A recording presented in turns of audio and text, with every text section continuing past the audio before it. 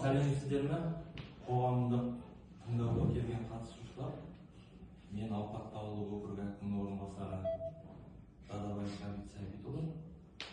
Енді Қазақстан Республикасының табиғат қорғау заңнамасына сәйкес Жамбыл облысы Қордай ауданы әкімдігінің сәулет қала құрылысы және құрылыс бөлімі коммуналдық мемлекеттік мекемесі экологиялық сараптама жүргізу барысында Жамбыл облысы Қордай ауданы Алпатты ауылында биотермиялық шұңқыр салу бойынша екінші санаттағы объектіге әсер етуге рұқсат алу үшін материалдар бойынша қоғамдық тыңдаулар өткізеді.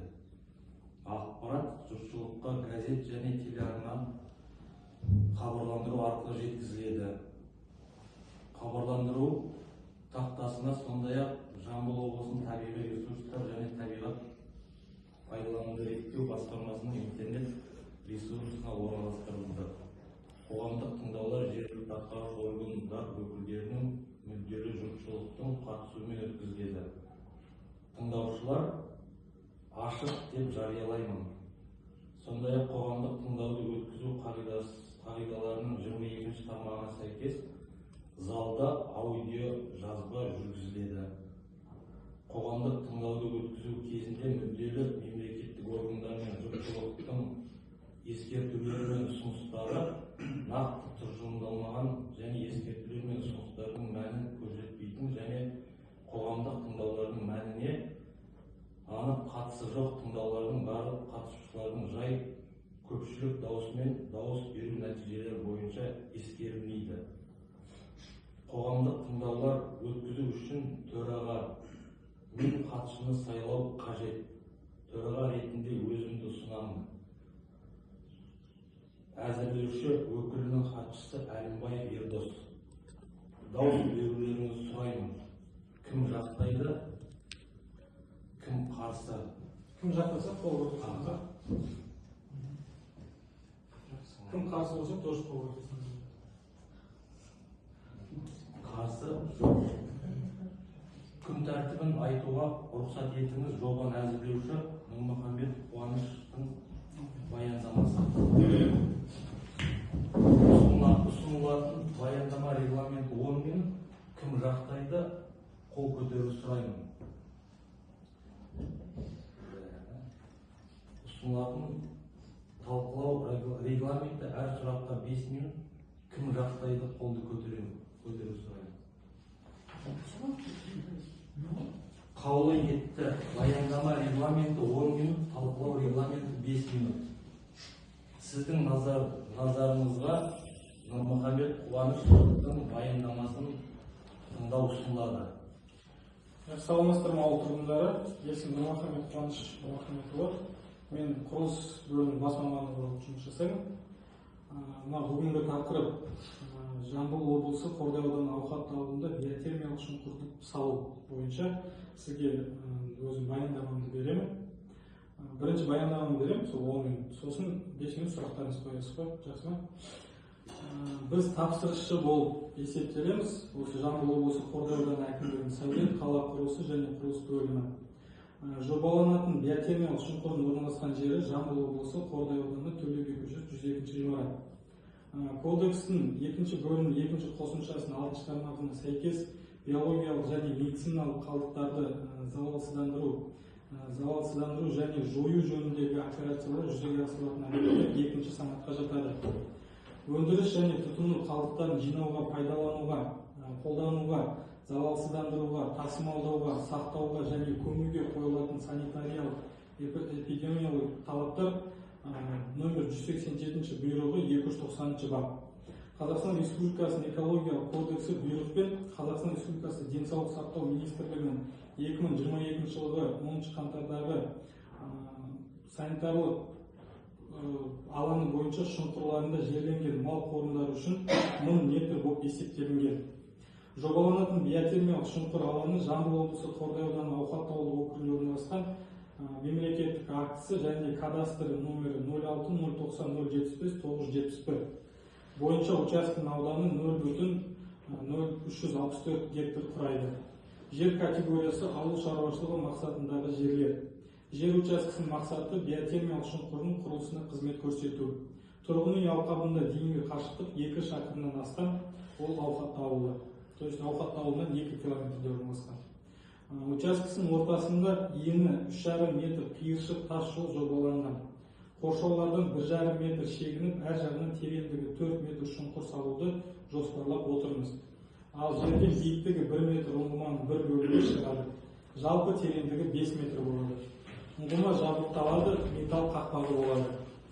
Нөсер және еріген сулардың периметрі бойынша шұңқырға түсуіне жол бермеу үшін тереңдігі 0,5 метр арық орнатылады. Учаскені 4 метр болатын P6V және 4,2,5 қоршау панельдерінен тұратын бетон қоршаумен қоршалған. Плиталардың жалпы саны 7 дана. Шұңқырдың өлшемдері 60 метр квадрат 5-ке және 300 метр куб. Мал мәйіттерін көмудің болжамды көлемі жылына 3 тонна және барлық кезеңге 10 жылға 30 тонна. Бұл биотермиялық шұңқыр 10 жылға есептелген ғой. Полигонға су құбырын әкелу жоспарлануда. Тұтынушы берген нұсқауларға сәйкес электрмен жабдықтау қамтамасыз етілмейді. Объектте канализация жоқ, жылу жүйесі қарастырылмаған. Биологиялық қалдықтарды қабылдауға арналған полигонды шұңқырды жабу оны жобада көзделген биіктікке құйғаннан кейін жүзеге асырылады.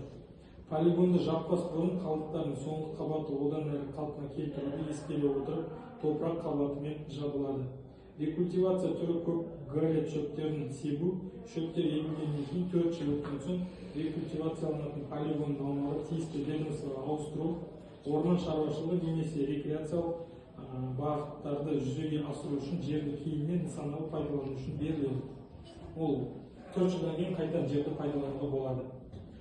Нысанның құрылысы 2025 жылдың басына жоспарланған, қабылданған құрылыс мерзімі 12 ай. Оның ішінде дайындық кезеңі 1 ай қарастырылған болады. Атмосфералық ауаға объекттің ауа ортасының жай күйіне әсер етуі негізгі түрі атмосфералық ауаның ластаушы заттар шығындарымен ластануы болып табылады. Құрылыс кезеңінде атмосфераға жұмыс істеуге байланысты бөлінтілер түседі. Ішкі жану қозғалтқышы бар жылжымалы компрессор, битум қазандығы, арнайы техника, жер жұмыстары, экскаваторлар, бульдозер, дәнекерлеу жұмыстары, газбен дәнекерлеуге және кесуге арналған аппарат, электр тегістеу машиналары, сусымалы құрылыс материалдарын түсіру, бояу жұмыстары қарастырылған. Бұл жерде атмосфераға жаман зиян заттардың шығуын қарастырып өткен және қандай мөлшерде ол шығатынын айтып өтсем қазір. Құрылыс алаңында барлығы 10 көзі қарастырылған, оның ішінде 2 ұйымдастырылған және 8 ұйымдастырылмаған. Құрылыс алаңы бойынша жалпы құрылыс кезеңіне шығарындылардың жалпы массасы барлығы 1,22 гектар секунд. Ол 0,02 тонна жылына. Пайдалану кезеңінде шығарындылардың көздері биотермиялық шұңқыр құлаған жануарлардың мәйіттерін қауіпсіз және тез ыдыратуға арналған. Мал қорымдары қоршаған ортаға теріс әсер етеді. Атмосфералық ауаның ластануы. Пайдалану кезеңінде шығарындылардың көздері биотермиялық шұңқыр автокөлік болып табылады. Жоба бойынша объекттің аумағында барлығы 2 ұйымдастырылмаған шығарындылар көзі қарастырылған. Жалпы пайдалану кезеңіндегі шығарындылардың жалпы массасы барлығы 0,04 гектар секунд және 0,04 тонна жыл. Жер асты және жер үсті суларына тоқталып өтсем, жобаланатын объектінің жанында жер үсті су ресурстары жоқ. Объект су қорғау аумағына кірмейді.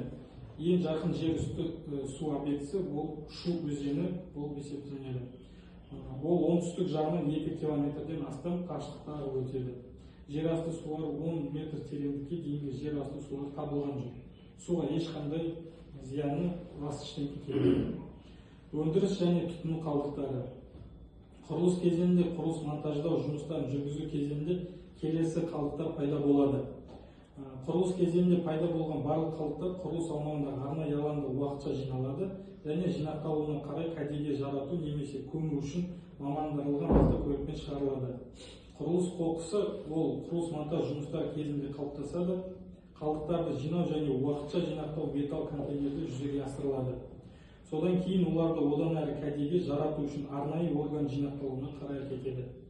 Құрылыс материалдарының қалдықтарын қамтитын құрылыс қалдықтары дәнекерлеу жұмыстарын жүргізу кезінде пайда болатын дәнекерлеу электрондарының өрттері, лак бояу жұмыстарын жүргізу кезінде пайда болатын бояу ыдысы, тұрмыстық қатты қалдықтар 0,700 тоннада болады. Объектіні пайдалану кезінде тұтыну қалдықтары да өндіріс қалдықтары да түзелетін болады. Мал қорының пайдалану барысында коммуналды қалдықтар пайда болады. Коммуналды қалдықтар персоналдың аумағы мен тіршілік әрекетін жинау кезінде пайда болады. Жануарлардың мәйіттері жылына 3 тонна көлемінде мал қорының өзіне орналастырылады. Өсімдіктер мен жануарлар әлемі. Жасыл желектерді бұзу, мәжбүрлеп көшіру күтілмейді. Құрылыс кезінде өсімдіктер мен жануарлар әлеміне әсер ету қысқа мерзімді және жергілікті болып табылады.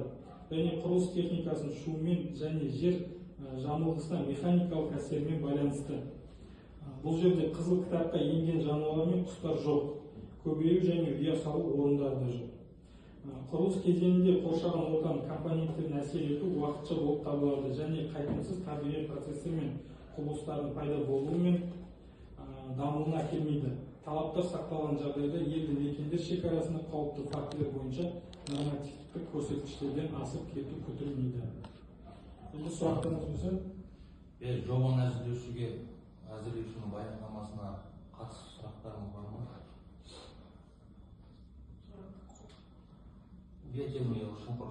Скатамайтыңыз бар? Керек қой. Осы қандай сұрақтар?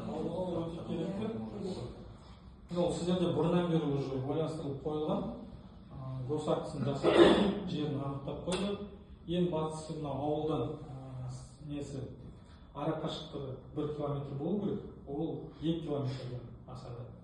Өйткені ауылға ешқандай әсер етілмейді. Бірақ та су, өсімдіктер, жануарлар жоқ. Ол жерде сіздерде мусорка сол өзі мусорканың арқасы. Ал қазір жаңа участок беріп жатыр ғой. Соның ара қашықтығы қанша болды екен? Мақұлына бері жақ. 1,5 метр. 1,5 метр. Бұл полный бәрін есептелген ғой. Мынау сол биотермиялық шұңқыр қойылатын жердің диаметрімен есептелген ғой. Бір ақ жаққа емес, ол полный диаметрімен. Үш домалақ ғой. 1,5 километр болып есептелген. Тағы да сұрақтарыңыз болса, проект бойынша. Сұрақ жоқ, сказать, нашли керек, әйтпесе мусоркаға барғанда жылқылар, тайлар, қойлар бәрі жатыр, ит істемейді.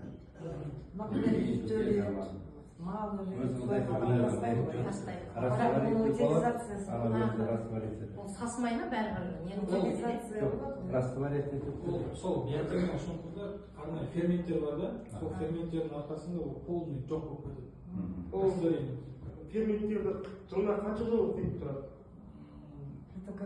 Өзінің обслуживающий организациясы болады, қыста 3 рет, айына 3 рет. Жазда өз адам айына 1 рет келіп тұрады ғой. Арнайы адамдар. Әсіресе Жазында көп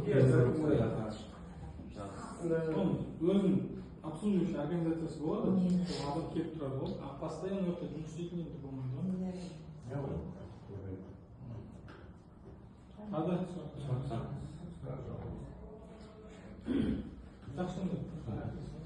Онда тыңдаудың нәтижелері бүгінгі талқылаудан кейін айтылған ескертулер мен ұсыныстарды ескере отырып қоғамдық тыңдаулардың хаттамасы рәсімделеді. Сондай-ақ тыңдаулар хаттамасы бірыңғай экологиялық порталда, сондай-ақ Жамбыл облысының табиғи ресурстар және табиғат пайдалануды реттеу басқармасының интернет ресурсына тыңдаулар өткізгеннен кейін 2 жұмыс күн ішінде қоғамдық тыңдаулар өткізу қағидаларында көзделген мерзімде жарияланатынын хабарлаймыз. Қатысқандарыңыз үшін рахмет. Жақсы, сау болыңыздар.